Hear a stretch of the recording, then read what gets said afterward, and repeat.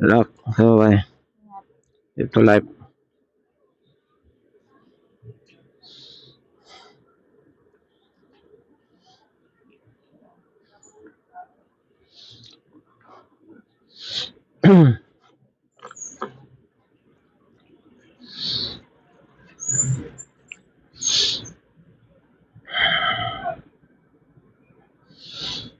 Pinakamabilis namin kaya ay 60 kph papasok. Kasi kaya ako dito. Parang merong baka pumihit dito at maipit ako. Unahin na natin.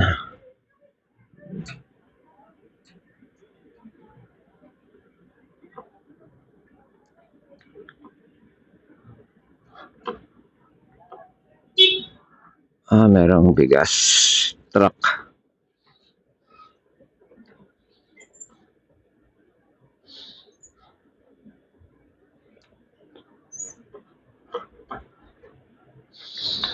So yan, punta kami ng Mindanao. And yung motor doon, nagmotor-motor ako doon. Yung motor doon is a necessity. Kasi unlike dito, pwede ka mag-jeep, tricycle doon. You can, pero very rare. And yung rarity ng tricycle and other means of transport, you would rather walk. Tipong lakad ka na lang kahit malayo. So, tricycle, motor lagi mga tao. Unahan ko na nga to.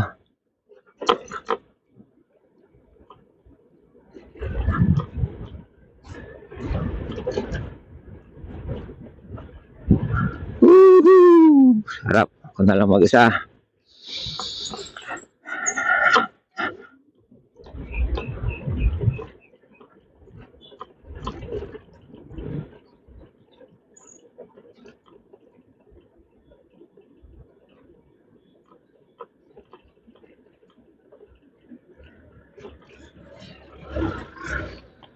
So ano pala yung ibang motor ginagawa, dalawa. Actually plano ko yun eh. Isang dihila dito sa loob sa U-box. Hindi, actually kahit hindi dihila, pero ang plano ko gumawa ng isang dihila na battery sa U-box. Para halimbawa ako pupunta ako ng gym tapos alanganin na yung battery ko. Ay ulit.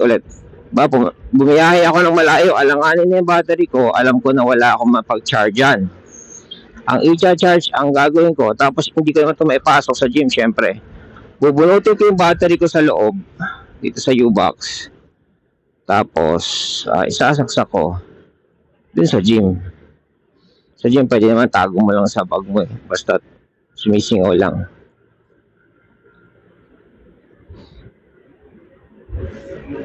Aircon pa yun, so mababantayan mo pa, unlikely na mag-overheat yan. Sa bantayan mo lang. So meron kang chance na makapag-charge sa mga lugar na wala kang mapag-charge. Kaya na ginawa ko sa Pampanga.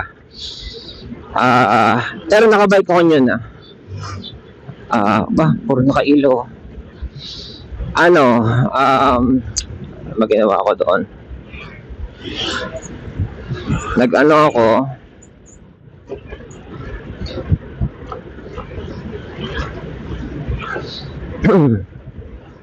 pagdating ko doon sa kikitain ko, imbis na patulugin ako sa kanila, sabi kita na tayo bukas. So nag-gym ako.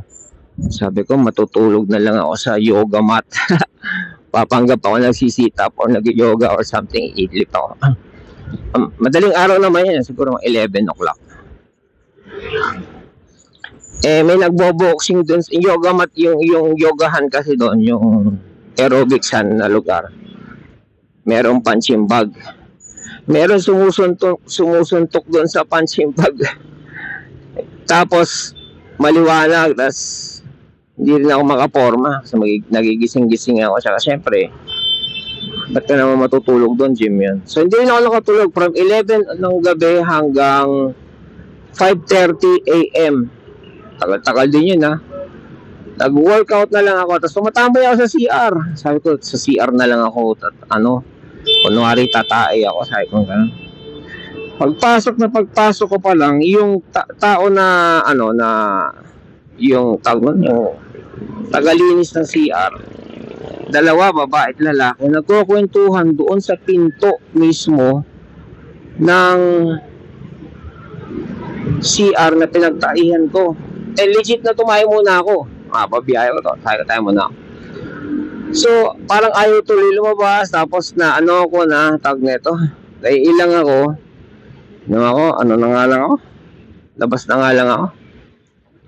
Paglabas ko, exactly, inantay lang nila lumabas, naglinis, pumasok sila sa CR, kung ano man lilinisin nila, punasan yung mga binasa ko, etc. Sabi ko, hindi rin viable yung CR, sabi ko, patay. So the whole time, magdamag, nag-workout na lang ako. Nagsusuntok na lang ako dun sa punching bag din. So, workout na lang ako. Umalis ako noon, 2:00 ng hapon. Dali Umalis ako ng 2:00 ng hapon, dumating ang Pampanga 11:00 ng gabi. So, 11 pasado. So, ilang oras na yon? 9. So, magdamag pa akong gising.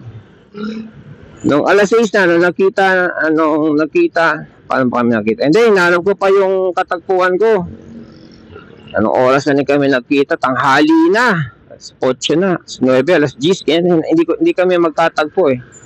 9, ganyan. Nagkatagpo kami, meron pa ako isang hahanap. Meron talaga ako hinahanap doon. Hinanap-hanap ko, parang pinagtataguan ako. Hindi, mali-mali yung address na binigay sa akin, etc. Sabi ko, naglolokohan lang kami rito, uwi na ako. Uwi na ako. Pero yung taong hinahanap ko, nabot na ako ng 3:00, mag-3:00 na yon bago ako umuwi. 3:00 na ng hapon. Nung pauwi ako mula Pampanga, 3:00 yon ng hapon, nakarating ako sa bahay sa Antipolo ng, mas baka nakarating.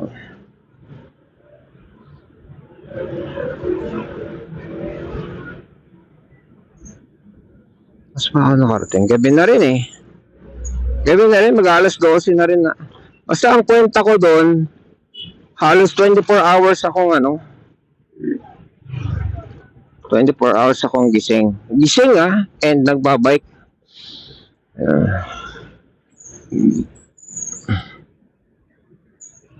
Mas ba dumating sa bahay?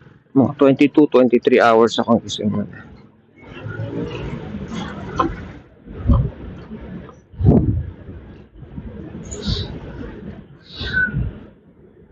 So, pagdating ko sa bahay, pagod. Sandali, kwentahin ko nga. Nung hapon pa lang pala, nung 2:00 ng hapon, 24 hours na yun eh. Di ba? 24 hours na, 2:00 ako ng hapon umalis eh. So, 24 plus kung anong oras man ako sa gabi dumating. Plus pa yun. So, 24 hours mahigit. Akong gising na may biyahe.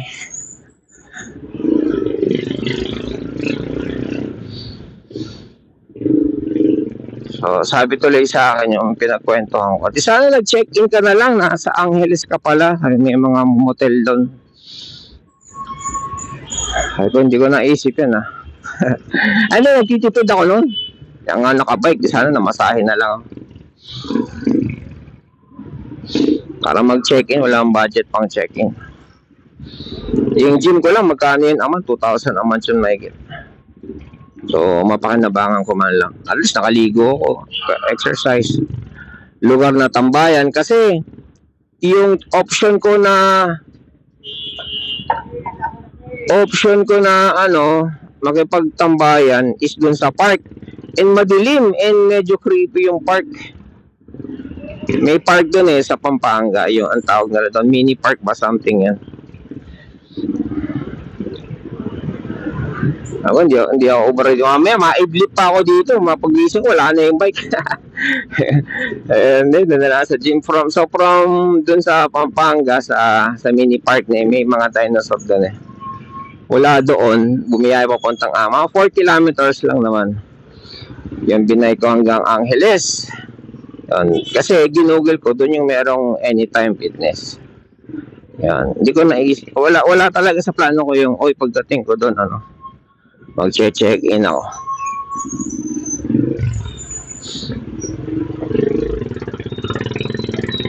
It's an experience na walang tulugan na puro pedal.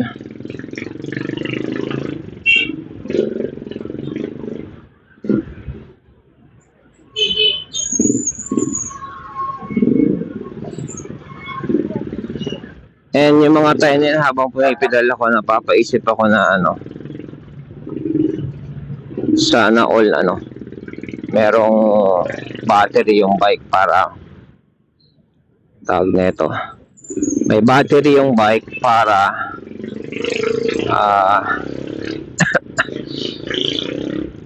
kapag pagod ka na ganon, may pedal assist o kaya may throttle. Yan. Pero dapat mga 100 km range yung range. Doon ako nagsimula canvas ng bike na motor sa bisikleta. Yan. If it were not sa pamangking, actually yung pamangking ko nag forward na rin siya sa akin ng nagbebenta ng bike, e-bike, Bosch yung yung motor, ganda. Tapos Shimano yung bisikleta, yung mountain bike. Tapos ang 1,000, tapos ang wala lang yung battery. Sabi ko, battery nito mga 70k, so gastos ako ng 130. Magkano lang ang malulon ko nun? Naman na loan ko nun. Para 50 lang budget ko nun eh. 50 to 60.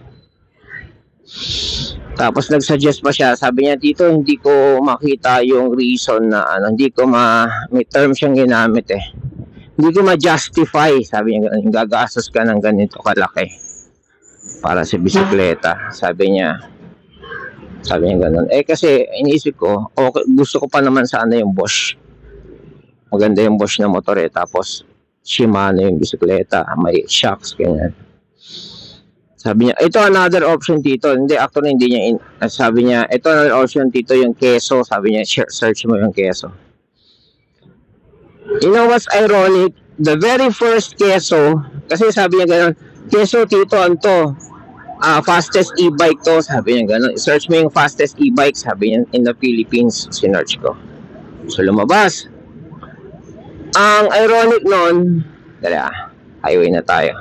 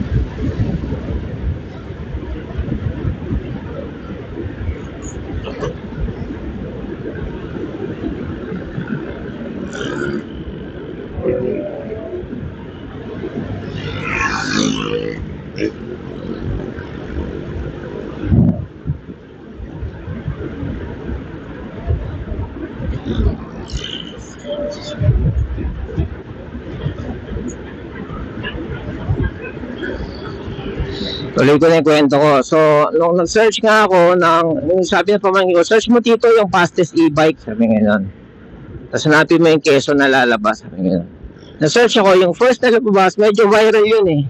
Si MotoGev, mga 200,000 views na. Ayan.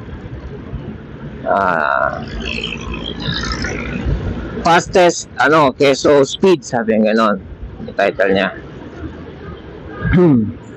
So, paulit-ulit ko yun kasi maganda yung pagkakatakil niya. Sabi niya, ito yung gusto ko, ganito yung handlebar, ganito yung brake lever, ganito yung brake, two-pot, ganito yung mga feature, nilabas niya lahat ng feature. Pero siya, independent vlogger siya na hindi yung tipong bayad na ganun. So, incidentally, nung naghahanap ako sa page, hanap-hanap kami, nung meron akong na-meet up na dito lang, pinakamalapit lang, dito sa Antipolo. Pagtingin ko dun sa sa lalaki, siya yung nag-vlog nito. Kaya kung titingnan niyo itong motor na to, yung sticker nito na nakalagay MotoGev, kanya yung kung babalikan niyo yung siguro mga 300,000 views na yun. Babalikan niyo yung video niya ngayon. Ito yun. So, tinanong ko siya, bakit mo binibenta? Siyempre, RFS. Sabi niya, kailangan po na negosyo ko, yung coffee shop. Ayan. Bibili ako maliit na e-bike.